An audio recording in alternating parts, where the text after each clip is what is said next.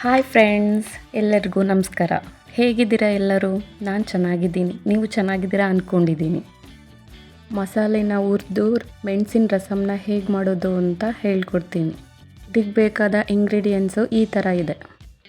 1 cup ಬೇಯಿಸಿರೋಂಥ ತೊಗರಿಬೇಳೆ, ಸಣ್ಣದಾಗಿ cut ಮಾಡಿರೋಂಥ 2 ಈರುಳ್ಳಿ, ಸಣ್ಣದಾಗಿ ಕಟ್ ಮಾಡಿರೋಂಥ 2 ಟೊಮೊಟೊ, ಅರ್ಧ ಸ್ಪೂನ್ ಅರಿಶಿಣ, 3 ಹಸಿಮೆಣಸಿನಕಾಯಿ, ಸ್ವಲ್ಪ ಕರಿಬೇವು, ಸ್ಮ್ಯಾಶ್ ಮಾಡಿರೋಂಥ ಬೆಳ್ಳುಳ್ಳಿ 1 ಗೆಂಡೆ, 1 ಸ್ಪೂನ್ ಜೀರಿಗೆ, ಸ್ವಲ್ಪ ಕೊತ್ತಂಬರಿ ಸೊಪ್ಪು, ಅರ್ಧ ಸ್ಪೂನ್ ಕರಿಮೆಣಸು, ಅರ್ಧ ನಿಂಬೆಹಣ್ಣು, 3 ಬ್ಯಾಡಿಗೆ ಮೆಣಸಿನ್ಕಾಯಿ, 2 ಸ್ಪೂನ್ ಧನಿಯಾ ಬೀಜ, ಅರ್ಧ ಸ್ಪೂನ್ ಉದ್ದಿನಬೇಳೆ, 1/4 ಸ್ಪೂನ್ ಸಾಸಿವೆ, 1/4 ಸ್ಪೂನ್ ಮೆಂತ್ಯ, ಚಿಟಿಕೆ ಇಂಗು, ರುಚಿಗೆ ತಕ್ಕಷ್ಟು ಉಪ್ಪು.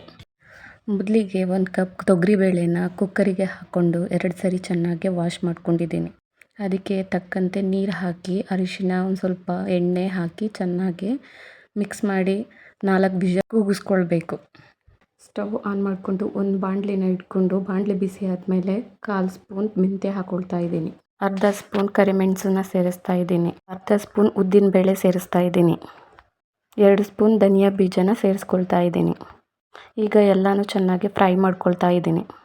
ಜೀರಿಗೆನ ಸೇರಿಸ್ತಾ ಇದ್ದೀನಿ, ಅರ್ಧ ಸ್ಪೂನ್ ಸಾಸಿವೆನ ಸೇರಿಸ್ಕೊಂಡು ಚೆನ್ನಾಗಿ ಫ್ರೈ ಮಾಡ್ಕೊಳ್ಬೇಕು. ಇದಾದಮೇಲೆ ಕರ್ಬೇವಿನ ಸೊಪ್ಪನ್ನ ಸ್ವಲ್ಪ ಹಾಕಿ ಫ್ರೈ ಮಾಡ್ಕೊಳ್ತಾ ಇದ್ದೀನಿ. ಇಷ್ಟಾದರೆ ಸಾಕು. ಸ್ಟವ್ ಆಫ್ ಮಾಡಿಕೊಂಡು ತಟ್ಟೆಗೆ ಟ್ರಾನ್ಸ್ಫರ್ ಮಾಡ್ಕೊಂಡಿದ್ದೀನಿ. ತಣ್ಣಗಾದ್ಮೇಲೆ ಅದನ್ನು ಪೌಡರ್ ಮಾಡ್ಕೊಳ್ಬೇಕು. ಅದೇ ಬಾಣಲಿಗೆ 2 ಸ್ಪೂನ್ ಆಯಿಲ್ನ ಹಾಕ್ಕೊಂಡು ಬಿಸಿ ಮಾಡ್ಕೊಳ್ತಾ ಇದ್ದೀನಿ. ಎಣ್ಣೆ ಬಿಸಿ ಆದಮೇಲೆ ಕಟ್ ಮಾಡಿರೋಂಥ ಈರುಳ್ಳಿನ ಸೇರಿಸಿ ಫ್ರೈ ಮಾಡ್ತಾ ಇದ್ದೀನಿ. ಈರುಳ್ಳಿ ಕಂದು ಬಣ್ಣ ಬರೋ ಗಂಟ ಫ್ರೈ ಮಾಡ್ಕೊಳ್ಬೇಕು. ಅದಾದಮೇಲೆ 2 ಹಸಿಮೆಣ್ಸಿನ್ಕಾಯಿನ ಸೀಳಿ ಹಾಕ್ಕೊಳ್ತಾ ಇದ್ದೀನಿ. ಸ್ವಲ್ಪ ಕರಿಬೇವಿನ ಸೊಪ್ಪನ್ನ ಹಾಕಿ ಚೆನ್ನಾಗಿ ಫ್ರೈ ಮಾಡ್ಕೊಳ್ತಾ ಇದ್ದೀನಿ. ಬೆಳ್ಳುಳ್ಳಿ ಸೇರಿಸ್ತಾ ಇದ್ದೀನಿ. ಬೆಳ್ಳುಳ್ಳಿನ ಸೇರಿಸಿದ್ಮೇಲೆ ಸ್ವಲ್ಪ ಫ್ರೈ ಮಾಡಿಕೊಂಡು ಅದಕ್ಕೆ ಟೊಮೊಟೊ ಹಾಕ್ಕೊಂಡು ಚೆನ್ನಾಗಿ ಫ್ರೈ ಮಾಡ್ಕೊಳ್ತಾ ಇದ್ದೀನಿ. ಈಗ ಸ್ವಲ್ಪ ಕೊತ್ತಂಬರಿ ಸೊಪ್ಪನ್ನ ಸೇರಿಸಿ ಚೆನ್ನಾಗಿ ಫ್ರೈ ಮಾಡ್ಕೊಳ್ಬೇಕು. ಟೊಮೊಟೊಲಿರೋಂತಹ ನೀರಿನಂಶ ಬಿಡಬೇಕು ಚೆನ್ನಾಗಿ.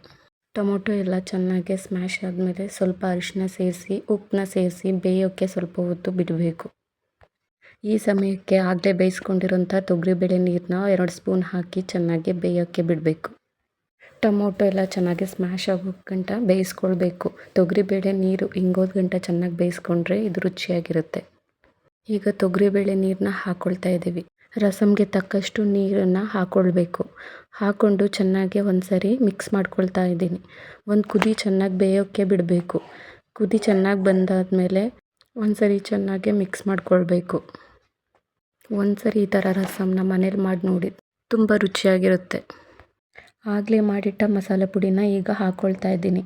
ಚೆನ್ನಾಗಿ ಒಂದು ಸರಿ ಮಿಕ್ಸ್ ಮಾಡ್ಕೊಳ್ಳಿ. ಚೆನ್ನಾಗಿ ಕುದೀತಾ ಇರೋ ಟೈಮಲ್ಲಿ ಸ್ಟವ್ನ ಸಿಮ್ ಮಾಡಿಕೊಂಡು ಅರ್ಧ ನಿಂಬೆಹಣ್ಣ ಸೇರಿಸ್ತಾ ಇದ್ದೀನಿ. ಮಕ್ಕಳಲ್ಲಿ ದೊಡ್ಡವರಲ್ಲಿ ಯಾರಿಗೆ ಶೀತ ನೆಗಡಿ ಆದ್ರೂ ಈ ಥರ ರಸಮ್ನ ಮಾಡಿಕೊಟ್ರೆ ಚೆನ್ನಾಗಿರುತ್ತೆ. ನಿಂಬೆಹಣ್ಣು ಹಾಕಿದ್ಮೇಲೆ ಚೆನ್ನಾಗಿ ಒಂದು ಸರಿ ತಿರುವಾಕೊಂಡ್ರೆ ರಸಮ್ ರೆಡಿ ಆಗುತ್ತೆ. ಈಗ ಇದಕ್ಕೆ ಒಂದು ಒಗ್ಗರಣೆ ಕೊಡಬೇಕು. ಒಂದು ಪುಟ್ಟ ಬಾಣಲಿನ ಇಟ್ಕೊಂಡು 2 ಸ್ಪೂನ್ ತುಪ್ಪ ಹಾಕ್ಕೊಳ್ತಾ ಇದ್ದೀನಿ. ತುಪ್ಪ ಬಿಸಿ ಆದಮೇಲೆ ಒಂದು ಅರ್ಧ ಸ್ಪೂನ್ ಸಾಸಿವೆ ಸೇರಿಸ್ಕೊಳ್ತಾ ಇದ್ದೀನಿ. ಸಾಸಿವೆ ಸಿಡ್ದಾದ್ಮೇಲೆ ಅರ್ಧ ಸ್ಪೂನ್ ಜೀರಿಗೆ ಸೇರಿಸ್ಕೊಳ್ತಾ ಇದ್ದೀನಿ. ಈಗ 2 ಮೆಣಸಿನ್ಕಾಯಿನ ಹಾಕ್ಕೊಳ್ತಾ ಇದ್ದೀನಿ. ಕರ್ಬೇವಿನ ಸೊಪ್ಪನ್ನು ಹಾಕ್ಕೊಳ್ತಾ ಇದ್ದೀನಿ. ಚಿಟಿಕೆ ಇಂಗನ್ನು ಸೇರಿಸಿ ಚೆನ್ನಾಗಿ ಒಂದು ಸರಿ ಫ್ರೈ ಮಾಡ್ಕೊಳ್ಬೇಕು. ಇಲ್ಲೇ ಎತ್ತಿಟ್ಟಿರೋಂಥ ರಸಮ್ಗೆ ನಾವು ಒಗ್ಗರಣೆನ ಸೇರಿಸ್ಕೊಳ್ಬೇಕು.